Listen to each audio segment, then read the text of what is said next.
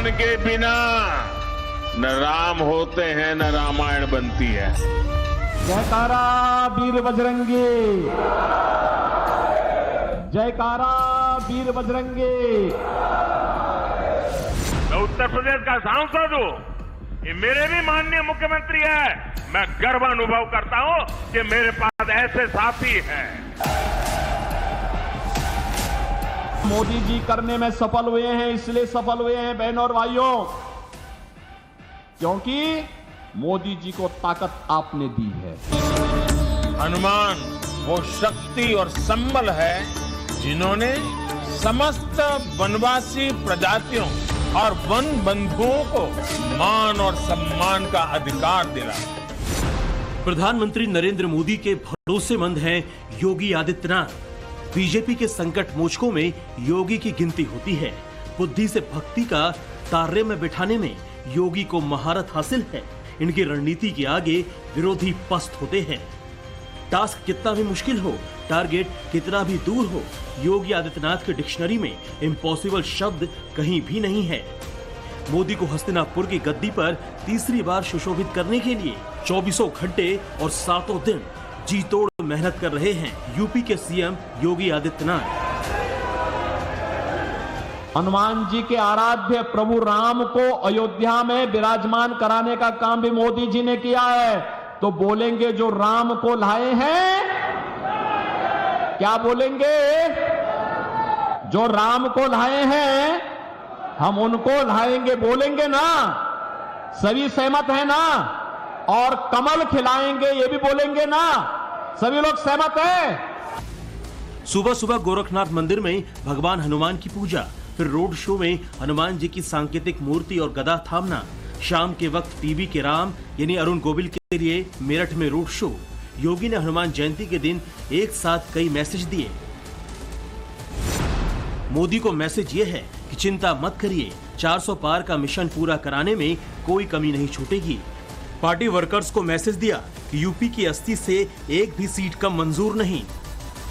Voters के लिए योगी का मैसेज है, इस बार हिंदुओं को एकजुट रहना है, अटकना भटकना नहीं है। अखिलेश और राहुल को भी मैसेज दिया कि इनकी सीटों का आंकड़ा यूपी में सिमटने वाला है। पिछली बार जो धोखा हुआ, आपने जिस व्यक्ति को सांसद चुना वह व्यक्ति तो भारत माता की जय भी नहीं बोलता। और पिछली बार किस चुनाव चिन्ह पे आया था, इस बार फिर दूसरे चुनाव चिन्ह पे आ गया। ये हमेशा पहले उसने हाथी का सहारा लिया और जब यहां पूरा चर खा लिया है तो अब वह हाथ का सहारा लेकर के जबरदस्ती यहां के संसाधनों को लूटने का प्रयास कर रहा है। और बेशर्मी की हद देखो, देश की संसद में भारत माता की जय करने से भागता है, कहता नहीं हम नहीं बोलेंगे। योगी को बीजेपी का हनुमान क्यों कहा जाता है? क्यों रैलियों में गदा थमाकर उनका अक्सर स्वागत किया जाता है, ये आपको बताएंगे। पहले ये समझ लीजिए कि आखिर योगी कैसे 2024 के चुनाव के लिए एक शहर से दूसरे शहर का रास्ता नाप रहे हैं। योगी आदित्यनाथ सबसे पहले गोरखपुर में थे, वहां से 650 किलोमीटर का डिस्टेंस कवर कर अमरोहा पहुंचे। इसके बाद योगी 160 किलोमीटर दूर बागपत के बड़ौत में थे और फिर 70 किलोमीटर का फासला तय करके मेरठ पहुंचे। यानी एक दिन में योगी 4 जिलों में रहे। सबसे अहम बात, पिछले 25 दिनों में योगी का मेरठ में ये 5वां दौरा है। अंदाजा लगा सकते हैं बीजेपी के हनुमान बनकर योगी किस तरह टीवी के राम को जिताने की कोशिशें कर रहे हैं। और अरुण गोविल के समर्थन में रोड शो कर रहे हैं। और अगर आप पीछे देखते हैं यहाँ पे और उनके साथ आपको यहाँ पर अरुण गोविल भी नजर आएंगे।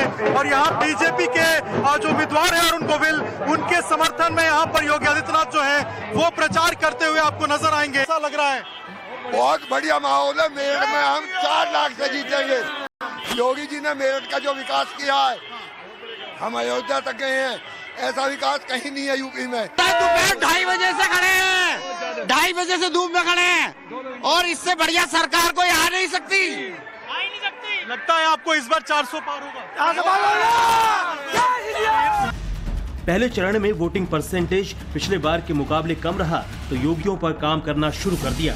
बताया जा रहा है कि दिल्ली से मिली कमांड के बाद योगी ने अलग अलग जिम्मेदारी फिक्स की है। पन्ना प्रमुख को हर वोटर से संपर्क करने को कहा गया है। एक बीजेपी कार्यकर्ता को अपने इलाके से 10 वोट निकालने का जिम्मा दिया गया है। हर वोट का फॉर्मूला समझाया गया है। मोदी को भरोसा है कि योगी की बदौलत यूपी में बीजेपी इस चुनौती को पार कर लेगी, इसीलिए वो योगी की बैक टू बैक तारीफ कर रहे हैं। और जो लोग योगी जी की पहचान सिर्फ बुलडोजर से करते रहते हैं, मैं उनकी जरा आंखें खोलना चाहता हूं, उनकी आंखें खोलना चाहता हूं। उत्तर प्रदेश में आजादी के बाद जितना औद्योगिक विकास नहीं हुआ वो अकेले योगी जी के कालखंड में हुआ है। आपने सिर्फ बुलडोजर की बातें कही, अगर विकास को नई ऊंचाइयों पर कोई ले गया है तो योगी जी की सरकार ले गई है।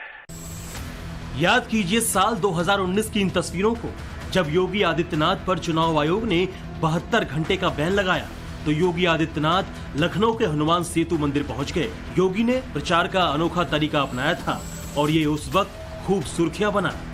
योगी ने अली और बजरंग बली का जिक्र कर यूपी में चुनावी नैरेटिव सेट किया था। राजस्थान चुनाव में योगी ने कहा था बजरंग बली की गदा से होगा तालिबान का इलाज। एमपी में भी बजरंग बली की गदा को अपराध, कर्फ्यू और माफिया का समाधान बताया था। बजरंग दल पर बैन लगाने को योगी ने 2023 के कर्नाटक चुनाव में मुद्दा बनाया था। प्रधानमंत्री नरेंद्र मोदी ने भी कुछ इसी तरह की रणनीति बनाई। पहले तो सोशल मीडिया पर एक वीडियो शेयर कर हनुमान जी को नमन किया, फिर दोपहर होते होते कांग्रेस को बजरंग बली के बहाने घेरने की कोशिश की। ये कांग्रेस की कर्नाटका की सरकार का काम देखिए। अपनी छोटी सी दुकान में एक गरीब आदमी भक्ति भाव से प्रभु हनुमान जी का स्मरण करते हुए हनुमान चालीसा सुन रहा था, उसको लहू लहान कर दिया गया। आप कल्पना कर सकते हैं कांग्रेस के राज में हनुमान चालीसा सुनना भी गुनाह हो जाता है। मोदी ने मंच से बजरंग बली के जयकारे नहीं लगाए, लेकिन योगी का मैसेज क्लियर कट है। मेरठ में उनके रोड शो की टाइमिंग भी इसी तरफ इशारा कर रही है। जब योगी यूपी में गरज रहे थे तब अखिलेश और मायावती क्या कर रहे थे वो भी देख लीजिए। मायावती भी मेरठ में जनसभा करने पहुंची, लेकिन ना तो भीड़ थी और ना ही उत्साह नजर आया।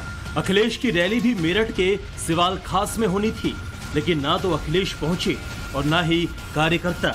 कुर्सियां खाली रह गईं और फिर कांग्रेसी और समाजवादी पार्टी कार्यकर्ताओं में तू मैं शुरू हो गई।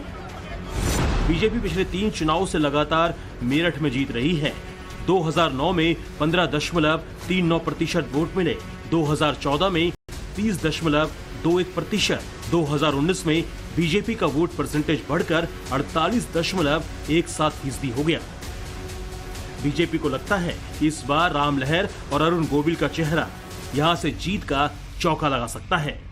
कि जिन लोगों ने अयोध्या में राम जन्मभूमि पर हमला किया था, जिन लोगों ने काशी में संकट मोचन मंदिर पर हमला किया था, उन आतंकवादियों के मुकदमों को समाजवादी पार्टी ने वापस लेने का दुस्साहस किया था। तो हम धन्यवाद देना चाहेंगे न्यायपालिका को कि इन्होंने समाजवादी पार्टी की इस मंशा को पूरा नहीं होने दिया। मैं समझता हूं कि मेरठ में अरुण जी जिस तरह अयोध्या में राम जी आए हैं, वैसे जो रियल राम जी हैं, आज के युग के राम जी हैं, वो मेरठ में आए हैं मेरठ की सेवा करने के लिए। मेरठ में 6 लाख मुस्लिम वोटर्स हैं, 3 लाख दलित मतदाता, 2.5 लाख वैश्य हैं, 70,000 ब्राह्मण, 60 हजार जाट, गुजर और त्यागी हैं। ठाकुर और सैनी वोटर 50 हजार के करीब हैं। कश्यप मतदाता भी करीब 45,000 हैं। दिलचस्प बात यह है कि 30% मुस्लिम बहुल आबादी वाले मेरठ में सारे कैंडिडेट हिंदू हैं, इसीलिए योगी ने बार बार मेरठ का रुख किया। अब योगी की मौजूदगी किस तरह बीजेपी के लिए माहौल बनाने वाली है,